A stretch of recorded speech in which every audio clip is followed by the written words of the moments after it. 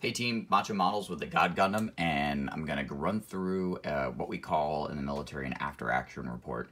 So typically post build, I try to think through things that I like, things that I don't like, and try to incorporate those into my workflow.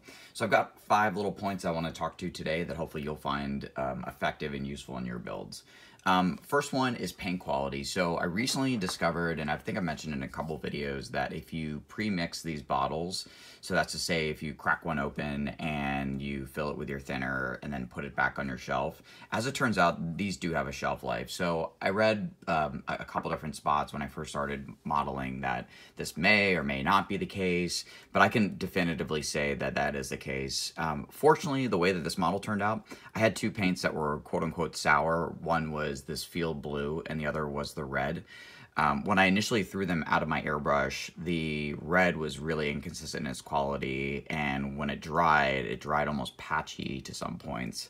And somewhat likewise with the field blue, it wasn't as discernible when it came out of my airbrush, but it was just really obvious once the paint dried that I was working with 2 different qualities. The white that I mixed looked perfect, and the gold, which actually was also pre-mixed, looked pretty good too.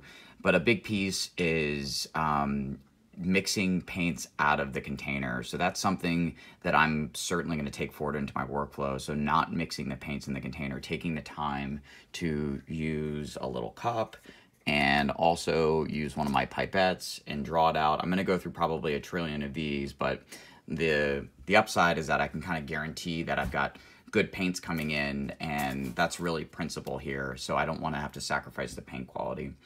Along with going in after paint quality, pre-shading. So it looks like there's some pre-shading in here, and it's actually post-shading. So what I did was I took NATO black and I thinned it probably 2 parts thinner, 1 part paint, or maybe it was even 4 parts thinner, 1 part paint.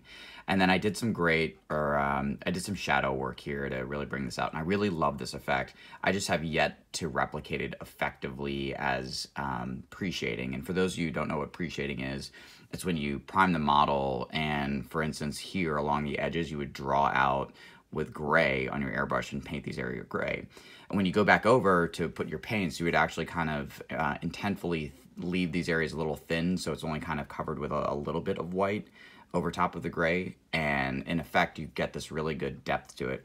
Again, so I was able to replicate this after the fact. One of the reasons that I wasn't able to pre-shade was going back to paint quality was paint mixing. So I mixed this white, which was like probably 10 parts flat white and then 1 part light gray, but I only mixed probably like 40 milliliters, 20 milliliters, and I thought that was going to be a lot, especially for this build. But with a master grade, for me, and obviously mileage may vary, I found that I went through that 40 milliliters pretty fast.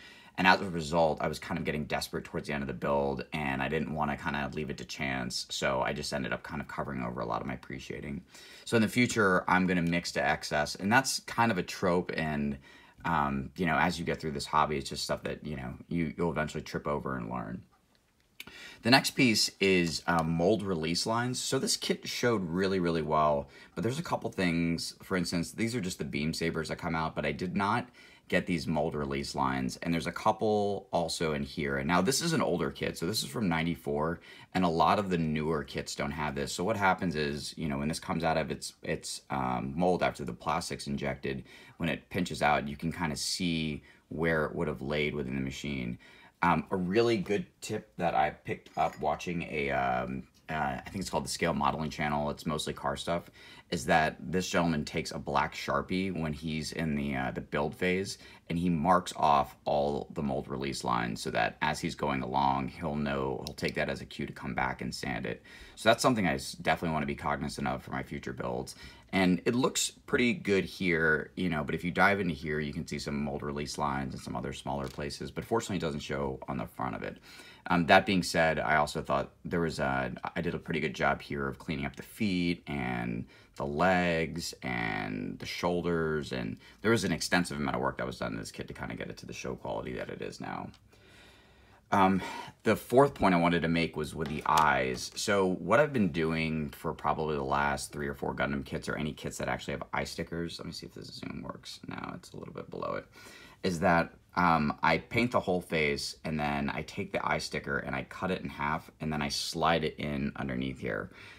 That's worked pretty well, but for this kit, it's barely perceptible. You have to be like right up on it, but the left eye right here, when I put the decal in, I didn't land it correctly, so I went back with my tweezers and kind of pushed it around a couple times. So if you get really close to it, it looks okay. It could be better, but it's not the end of the world. So the piece that I wanted to get to, I really need to start painting the eyes before I assemble the head. So with a lot of these builds, while you're piecing the head together, the eyes come on, you know, a red or a green piece.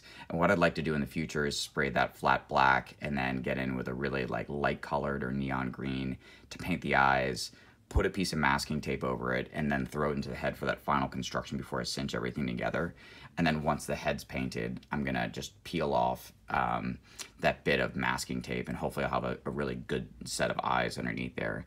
And it's really, when you photograph these things, it's kind of hard to tell the eyes, but when you're looking at it in person, you know, much like photography or when you're talking to somebody, eye contact, that's like where your eyes are naturally drawn. So I think the eyes and getting them right is a really big part of the kit and worth the investment.